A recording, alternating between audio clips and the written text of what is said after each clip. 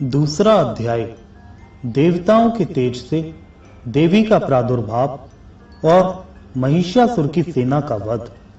विनियोग। ओम।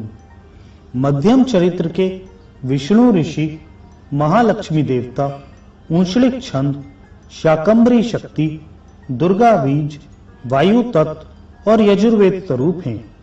श्री महालक्ष्मी की प्रसन्नता के लिए मध्यम चरित्र के पाठ में इसका विनियोग है। ध्यान।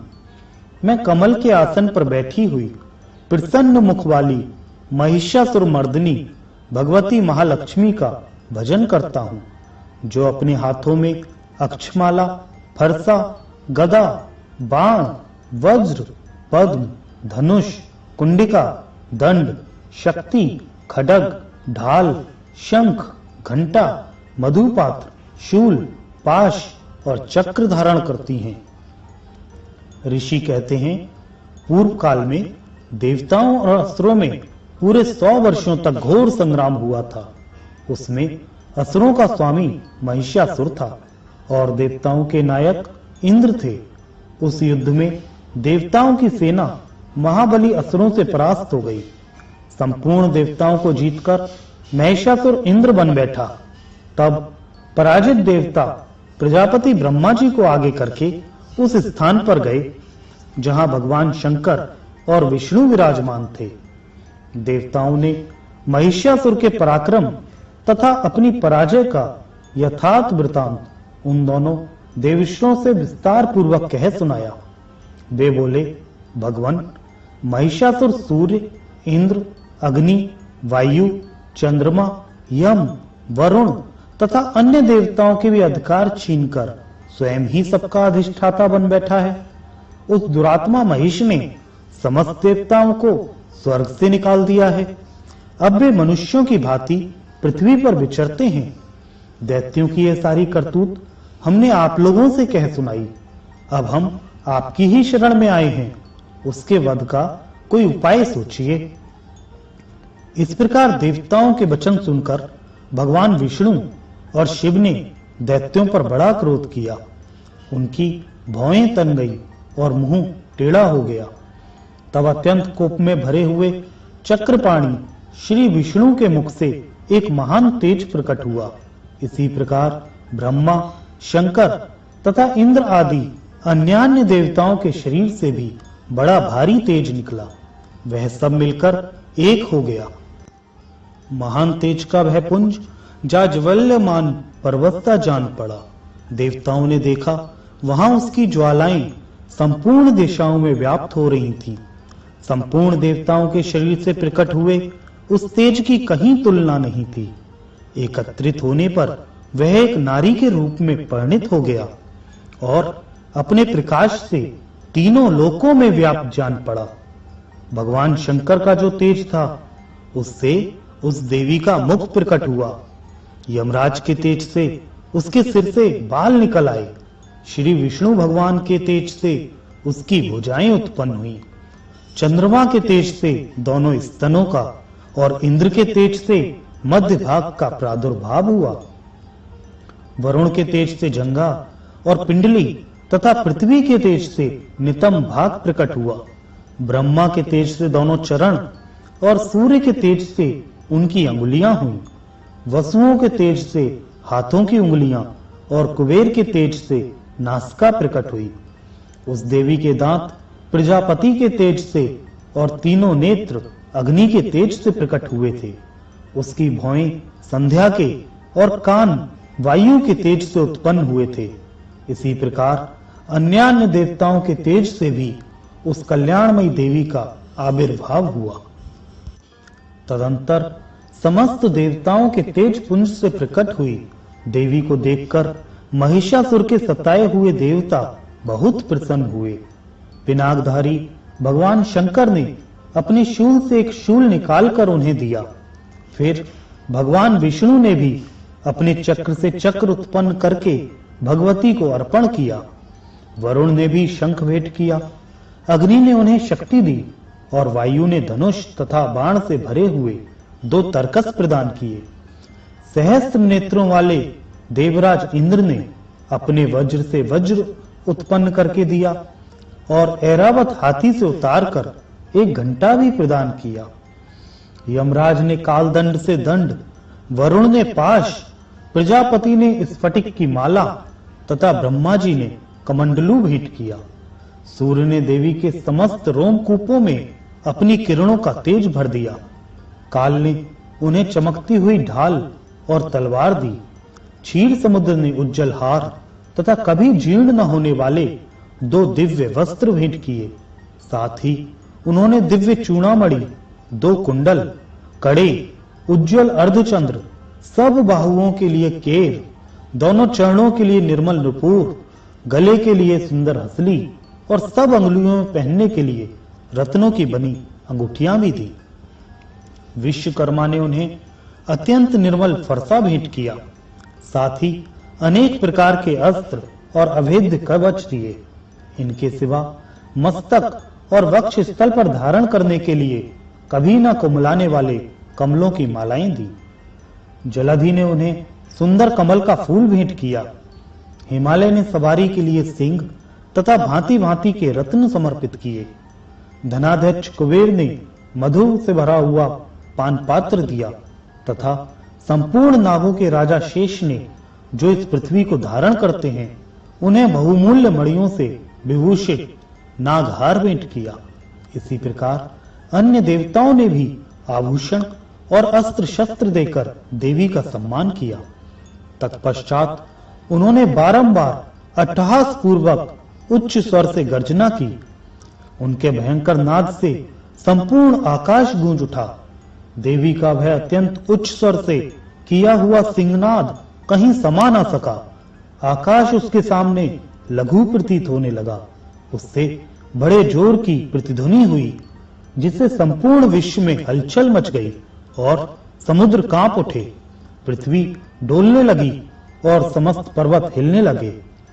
उस समय देवताओं ने अत्यंत प्रसन्नता के साथ सिंहवानी भवानी से कहा, देवी तुम्हारी जय हो। साथ ही महर्षियों ने भक्ति भाव से विनम्र होकर उनका स्तवन किया। संपूर्ण त्रिलोकी को क्षोभग्रस्त देख दैत्यगण अपनी समस्त सेना को कवच आदि से सुसज्जित कर हाथों में हथियार ले सहसा उठकर खड़े हो गए। उस समय महिषासुर ने बड़े क्रोध में आकर कहा, यह क्या हो रहा है? फिर वह संपूर्ण असुरों से घिरकर उस सिंहनाद की ओर लक्ष्य करके दौड़ा और आगे पहुंचकर उसने देवी को देखा, जो अपनी प्रभा से तीनों लोकों को प्रकाशित कर रही थी। उनके चरणों के भार से पृथ्वी दबी जा रही थी। माथे के मुकुट से आकाश में रेखा सी खिंच रही थी तथा वे अपने धनुष की टंकार से सातों पातालों को क्षुब्ध किए देती थी। देवी अपनी हजारों भुजाओं से संपूर्ण दिशाओं को आच्छादित करते खड़ी थी। तदंतर उनके साथ दैत्यों का युद्ध छिड़ गया। नाना प्रकार के अस्त्र शस्त्रों के प्रहार से संपूर्ण दिशाएं उद्धसित होने लगी। चिक्षुर नामक महान असुर महिषासुर का सेना नायक था। वह देवी के साथ युद्ध करने लगा। अन्य दैत्यों की चतुरंगनी सेना साथ लेकर चामर भी लड़ने लगा। 60,000 रथियों के साथ आकर उदग्र नामक महादैत्य ने लोहा लिया। 1 करोड़ रथियों को साथ लेकर महाहनु नामक दैत्य युद्ध करने लगा, जिसके रोएं तलवार के समान तीखे थे। वह असलोमा नामक महादैत्य 5 करोड़ रथी सैनिकों सहित युद्ध में आ डटा। 60 लाख रथियों से घिरा हुआ बाष्कल नामक दैत्य भी उस युद्ध भूमि में लड़ने लगा। परिवारित नामक राक्षस हाथी सवार और घुड़सवारों के अनेक दलों तथा 1 करोड़ रथियों की सेना लेकर युद्ध करने लगा। बिडाल नामक दैत्य 5 अरब रथियों से घिरकर लोहा लेने लगा। इसके अतिरिक्त और भी हजारों महादैत्य रथ, हाथी और घोड़ों की सेना साथ लेकर वहां देवी के साथ युद्ध करने लगे। स्वयं महिषासुर उस रणभूमि में कोटि कोटि सहस्त्र रथ, हाथी और घोड़ों की सेना से घिरा हुआ खड़ा था। वे दैत्य देवी के साथ तोमर, विंध्यपाल, शक्ति, मूसल, खड्ग, परशु और पट्टिश आदि अस्त्र शस्त्रों का प्रहार करते हुए युद्ध कर रहे थे। कुछ दैत्यों ने उन पर शक्ति का प्रहार किया, कुछ लोगों ने पाश फेंके तथा कुछ दूसरे दैत्यों ने खड़ग प्रहार करके देवी को मार डालने का उद्योग किया। देवी ने भी क्रोध में भरकर खेल खेल में ही अपने अस्त्र शस्त्रों की वर्षा करके दैत्यों के वे समस्त अस्त्र शस्त्र काट डाले। उनके मुख पर परिश्रम या थकावट का रंच मात्र भी चिन्ह नहीं था। देवता और ऋषि उनकी स्तुति करते थे और वे भगवती परमेश्वरी दैत्यों के शरीरों पर अस्त्रों शस्त्रों की वर्षा करती रहीं। देवी का वाहन सिंह भी क्रोध में भरकर गर्दन के बालों को हिलाता हुआ असुरों की सेना के इस प्रकार विचरने लगा मानो वनों में दावानल फैल रहा हो। रणभूमि में दैत्यों के साथ युद्ध करती हुई अंबिका देवी ने जितने निश्वास छोड़े वे सभी तत्काल सैकड़ों हजारों गणों के रूप में प्रकट हो गए और परशु, विंध्यपाल, खड्ग तथा पट्टिश आदि अस्त्रों द्वारा असुरों का सामना करने लगे। देवी की शक्ति से बड़े हुए वे गण असुरों का नाश करते हुए नगाड़ा और शंख आदि बाजे बजाने लगे। उस संग्राम महोत्सव में कितने ही गण मृदंग बजा रहे थे। तदंतर देवी ने त्रिशूल से, गदा से, शक्ति की वर्षा से और खड्ग आदि से सैकड़ों महादैत्यों का संहार कर डाला। कितनों को घंटे के भयंकर नाद से मूर्छित करके मार गिराया। बहुतेरे दैत्यों को पाश से बांधकर धरती पर घसीटा। कितने ही दैत्य उनकी तीखी तलवार की मार से दो दो टुकड़े हो गए। कितने ही गदा की चोट से घायल हो धरती पर सो गए। कितने ही मूसल की मार से अत्यंत आहत होकर रक्त वमन करने लगे। कुछ दैत्य शूल से छाती फट जाने के कारण पृथ्वी पर ढेर हो गए। उस रणांग में बाण समूहों की वृष्टि से कितने ही असुरों की कमर टूट गई। बाज की तरह झपटने वाले देव पीड़क दैत्यगण अपने प्राणों से हाथ धोने लगे। किन्हीं की बाहें छिन्न भिन्न हो गईं, कितनों की गर्दनें कट गईं, कितने ही दैत्यों के मस्तक कट कट कर गिरने लगे। कुछ लोगों के शरीर मध्य भाग में ही विदीर्ण हो गए। कितने ही महादैत्य जांघें कट जाने से पृथ्वी पर गिर पड़े।